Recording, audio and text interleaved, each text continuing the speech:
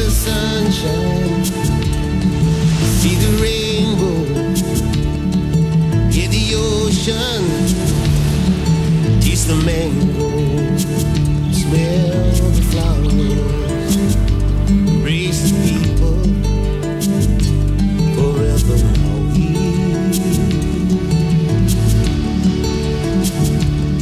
Dreamers dream on, lovers loving, sailors sailing, children playing, lovely lake on the beach, forever Maui, forever Maui. You are forever mine.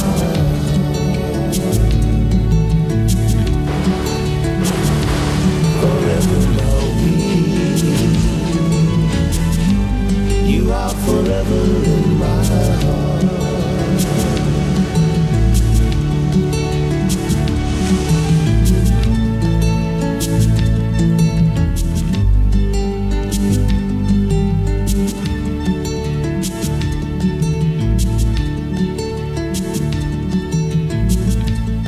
70 million years ago, there was only ocean, wind, and rain in this place, until white-hot magma found its escape from the Earth's core. Its fiery passion suppressed by the coolness and pressure of the ocean prison, the lava mildly sputtered and percolated, building sea mountains until they reached the surface at last.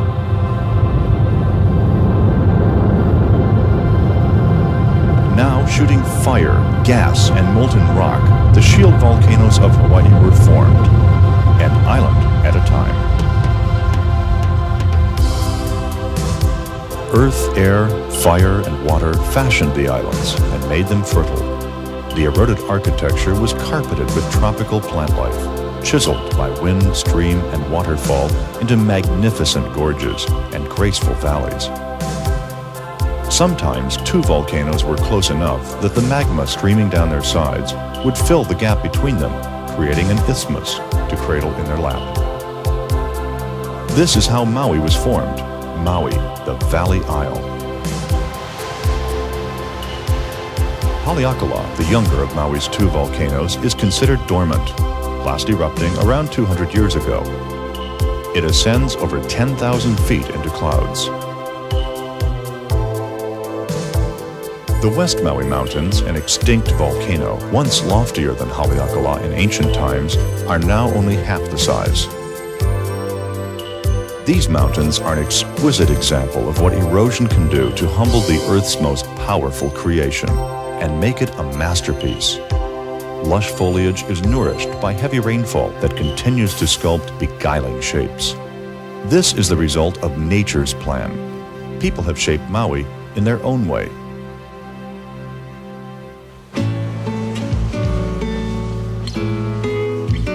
The West Maui Mountains now provide an elegant backdrop for what has become a mecca for vacationers, the golden sand beaches, resorts, and golf courses of leeward Maui. Where once there were taro fields, then sugarcane, the entire coastal area has been groomed to accommodate Maui's now fertile visitor industry. Resorts and condominiums proliferate from Kapalua in the northwest to Makena on the southern shore. This is the Ka'anapali Beach Resort. Impeccably situated, it shines as the first and most successful of Maui's planned destination resorts.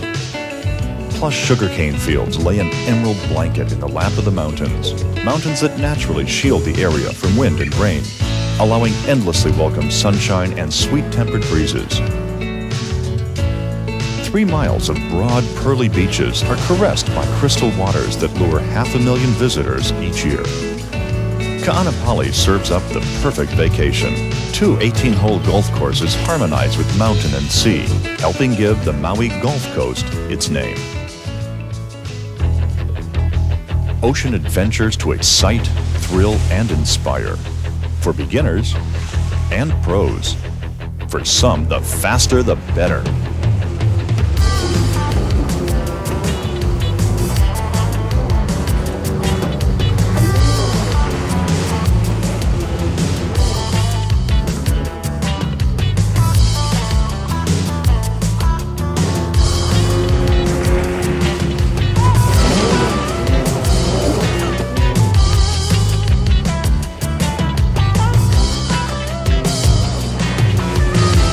And after the superhuman exertion of soaking up the Maui sunshine all day, the enchanted evening descends.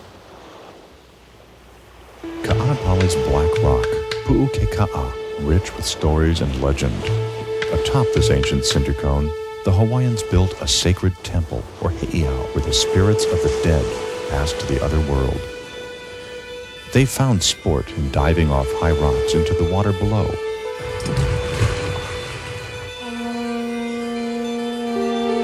Time stands still, crowning another perfect Ka'anapali day, only to bring on the nightlife.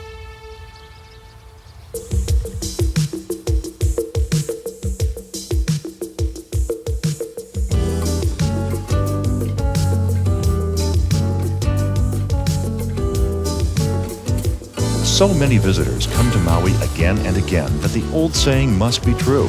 Maui no ka'oi. Maui is the best. For some, just a vacation is enough. For others who have made Maui their home, a lifetime is not enough. For Maui is timeless and sweet.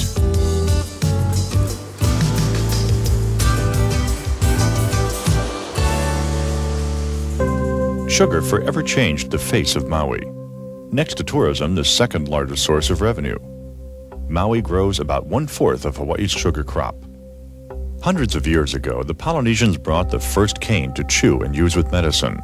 By the time the first white person arrived, it grew wild. In 1869, Samuel Alexander and Henry Baldwin, sons of Maui missionaries, purchased 12 acres near Makawao to grow sugarcane. Together, they pioneered the building of the Great Hamakua Ditch that would irrigate Maui's dry central plain. It takes as much as a ton of water to produce 1 pound of sugar. The Alexander and Baldwin Sugar Museum, housed in a restored plantation home next door to Hawaii's most productive sugar factory, is a tribute to the sugar industry. Sugar also changed the faces of Maui.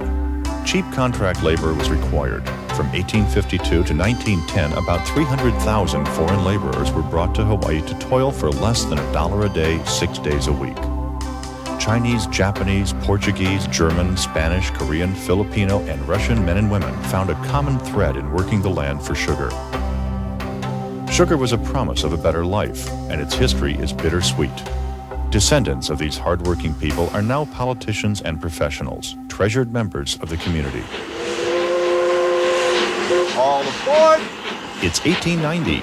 The Lahaina, Ka'anapali, and Pacific Railroad is taking you from Ka'anapali to Old Lahaina Town. 5 times a day, the sugarcane train dutifully serves its new master, tourism.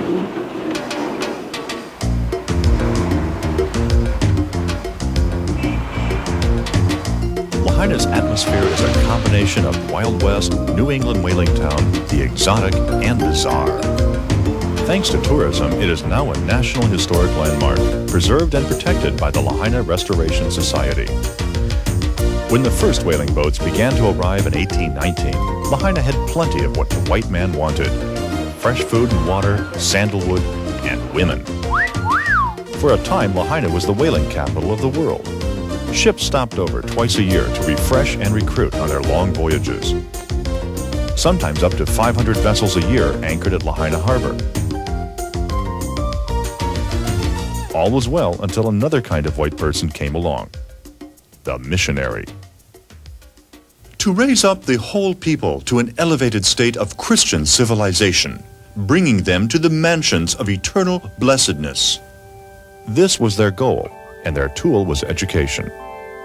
The Baldwin Home Museum contains artifacts and memorabilia of the first missionary families. It was also the scene of contention between missionaries and sailors. On several occasions, the house was stormed and even fired upon with cannons. The men of the sea did not react kindly to the banning of prostitution and public drunkenness, the preferred forms of R&R in port. So in 1832, a fort was erected to defend Lahaina and jail offenders. Built where the old courthouse now stands, its courtyard is the site of Hawaii's largest banyan tree and the stage for evening concerts by Lahaina's Maina bird population. They still seem to carry on that old song of dissension.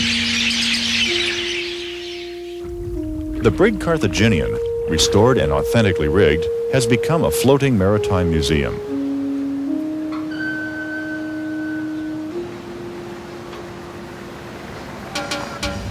The Pioneer Inn, built in 1901, was Maui's first. It's now designed with a whaling theme, although it opened long after whalers were gone.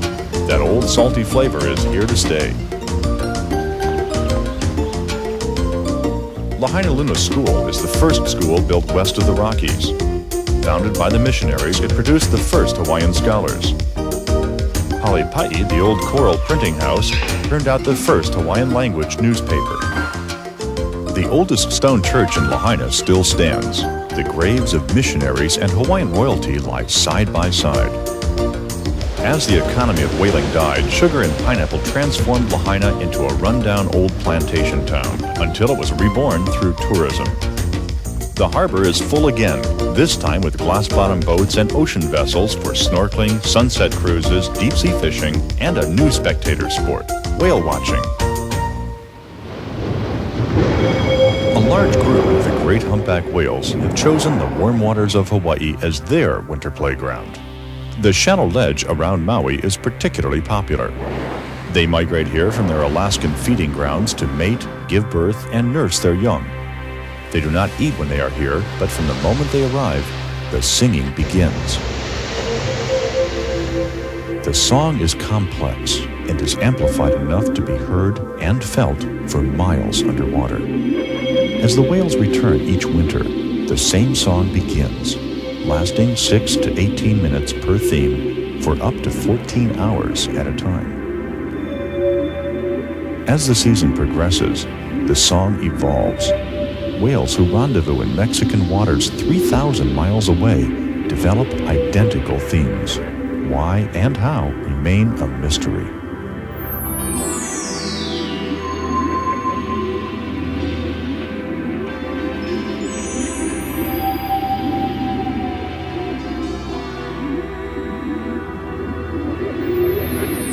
Humpbacks reach 45 feet in length and weigh up to 40 tons. The calves are born weighing close to 3,000 pounds, doubling their size in 1 year. As yet, no one has witnessed the actual mating or birthing process. Their private world lies veiled in an endless blue domain. One thing is clear, we are capable of disturbing them. Hawaii's humpbacks are now protected. Perhaps the humpback is one of those things best left to mystery. Powerful yet graceful, living in the water yet breathing air. Unfathomable, they leave us forever curious, but wise enough to let them roam the earth as sovereigns of the deep. Ma'alaia Bay holds its own little working harbor for cruise and fishing boats. Atop a cliff overlooking the harbor is the last remaining Shinto fishing shrine in the islands, where the Japanese fishing god Ebisu-sama blesses fishermen who get their livelihood from the sea. The Kealia Bird Sanctuary on the other side of the bay is a protected saltwater marsh, home of the indigenous Hawaiian stilt and other rare birds. The number of visitors to Maui has doubled since 1975. The resident population has doubled since 1965. The area of Kihei, stockpiled with condominiums, reflects this growth. Previously, Kihei was the driest spot on Maui. Less crowded but open to all are the white sand beaches of the elegant Wailea Resort Complex. Each outshines the other with a refined, unblemished grace. Furthest south are the beaches of Makena, once a busy port for the shipment of cattle and sugar. Oniloa, or Long Sand Beach, is one of the last remaining undeveloped stretches of sand on Maui, and for this reason, a favorite spot. The water is so clear it shimmers. The beaches of Maui are only the surface of another world. The waters around Molokini are particularly clear and clean. One of the finest spots for snorkeling and diving in the islands. This crescent of land is 1/2 the rim of a volcanic crater, where explosive eruptions occurred at the surface. Prevailing winds and rain defined its shape. The entire area is a state marine sanctuary. It is forbidden to fish or take specimens. Below the water's edge is one of the richest populations of marine life in the Pacific. Generations of coral and curious residents are forever fascinating and hungry.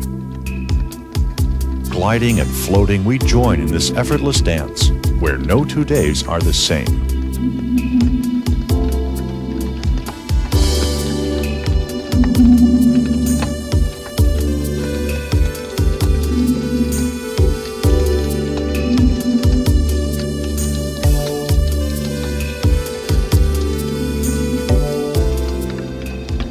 Waikapu Valley is the bounteous home of Maui's tropical plantation. These 120 acres of Hawaii's agricultural crops are the largest visitor attraction on Maui. Irrigated with fresh mountain rains by a 70-foot windmill, the plantation is a cornucopia of fruits and flowers, to be seen, smelled, and tasted. Over 500,000 visitors a year come to experience everything there is to know about the history, planting, and uses of these tropical delights. Luscious island fruits, flowers, and gifts are packed and certified for shipping. On special evenings, the plantation hosts a genuine Hawaiian country barbecue and party. Paniolo is the name for Hawaiian cowboy. You wouldn't have a true picture of Maui without him, because ranching is big business here.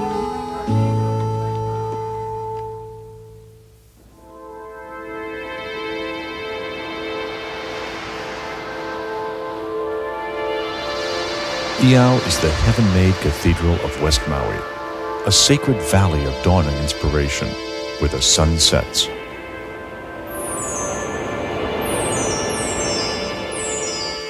Beyond Iao Needle, hiking trails lead to streams and pools that awaken the senses. This is one of the wettest spots on Earth. The serenity of Iao Stream was once shattered by a decisive battle between the forces of two Hawaiian chiefs. At the Battle of Kapani Vai, King Kamehameha borrowed the white man's cannon, producing such destruction that the bodies of fallen warriors caused a damming of the waters. Kapani Vai Park is named for this battle.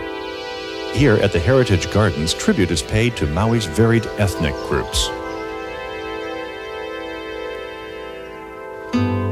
Lower Paia, a whimsical little town, the last stop for gas on the road to Hana.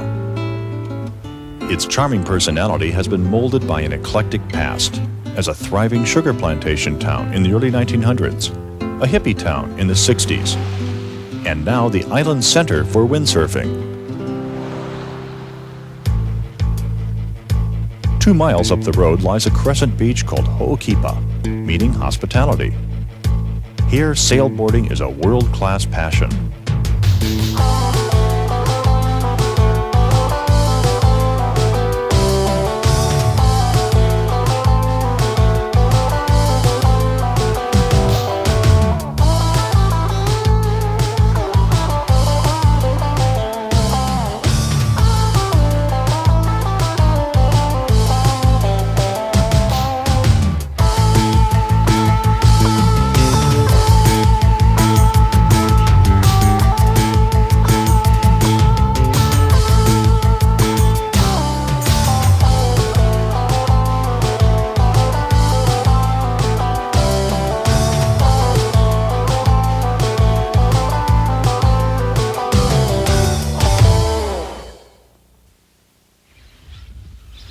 Past Ho'okipa, the Hana Highway begins to wind through lush rainforest. Hana is roughly 45 miles away, but the drive takes at least 2 hours.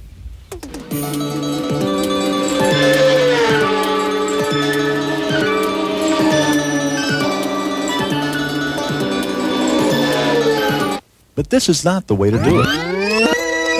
Take your time. The road is full of worthwhile diversions.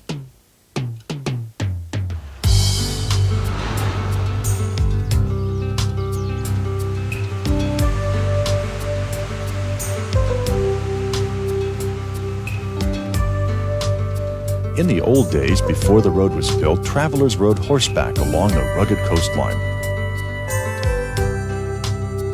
Horses still carry pleasure seekers to the edges of remote cliffs and along wondrous trails.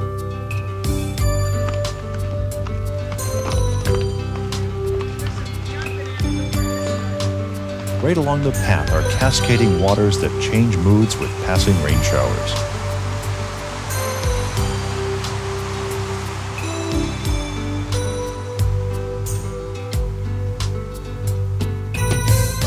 Kenai Peninsula is a patchwork of taro fields.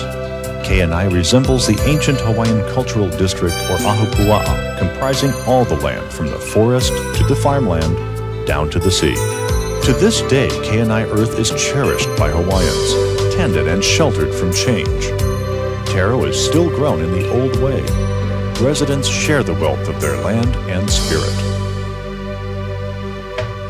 Near the Hana Airport stands the largest heiau, or temple, in the islands, with walls 50 feet high. Pi'ilani Hale, built over 400 years ago for the great king Pi'ilani, who unified Maui for the first time. It is thought to have been a place of human sacrifice. The Pacific Tropical Botanical Gardens owns this land and conducts tours of the heiau and surrounding gardens. Visitors are requested not to remove any stones or plant life from these areas.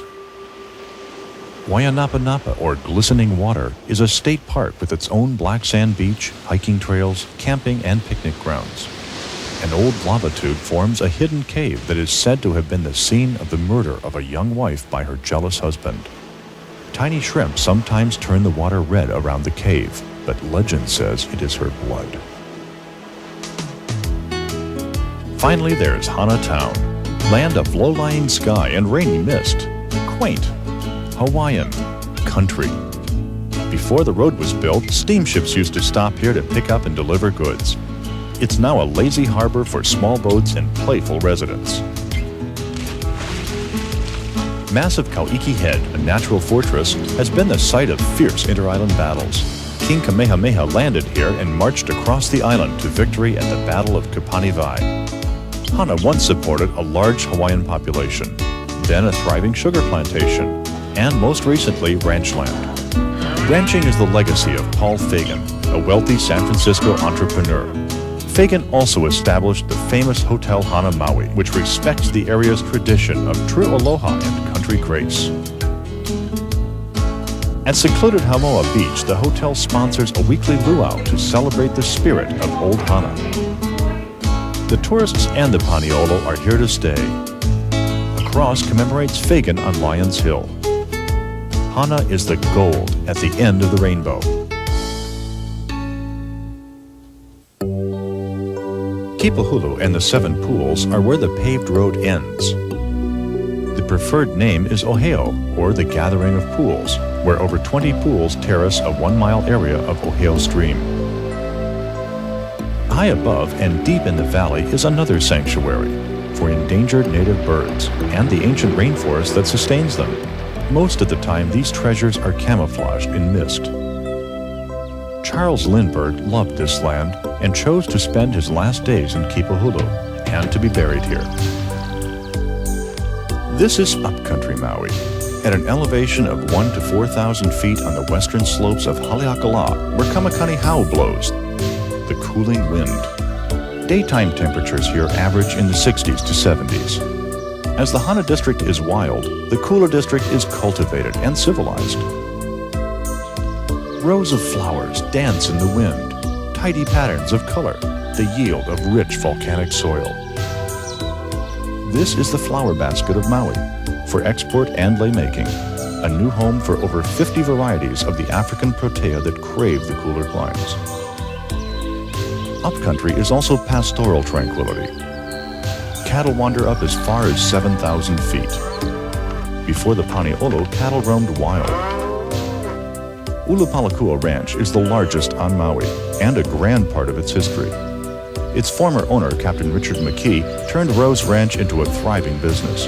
He planted thousands of trees and roses. The Lokilani became Maui's official flower. These days, the ranch devotes 20 acres to an intoxicating new partner, the grapevine. Tedeschi Vineyards has been in operation since 1977. Since then, they've become well known for their unusual pineapple wine, Maui Blanc. The winery now bottles an award-winning champagne. Rich volcanic earth and a California-like climate have brought Emile Tedeschi's dream to fruition.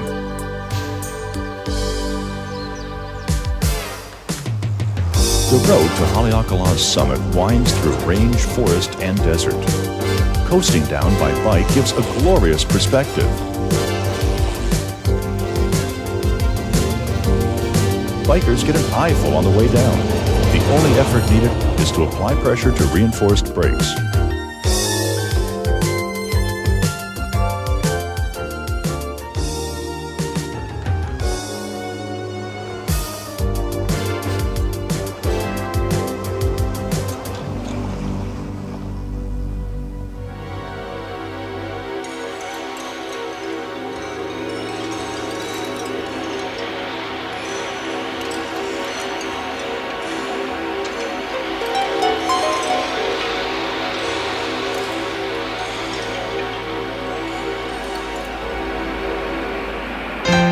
Haleakala is the heart of Maui, where earth and heaven are closest.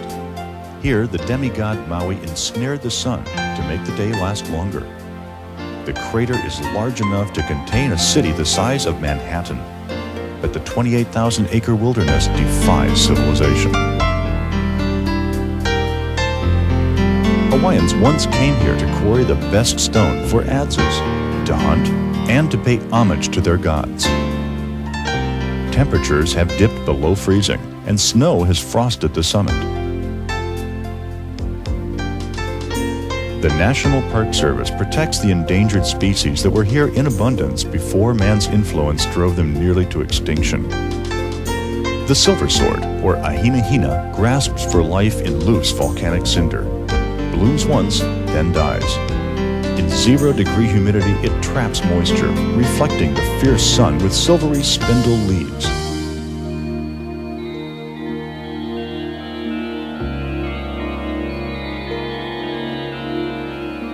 Haleakala took 1,000,000 years to rise to its present grandeur. The surprising array of colors that paint the sand and cinder cones are from sulfur and iron deposits in the lava. Scientists say Haleakala could erupt again. Like scattered thoughts, an anarchy of clouds form legions, march into the gaping moonscape and slip away. Here the mind becomes clear. Spirit is renewed. Light silently conquers darkness in an eternal struggle. Forever reawakening Maui.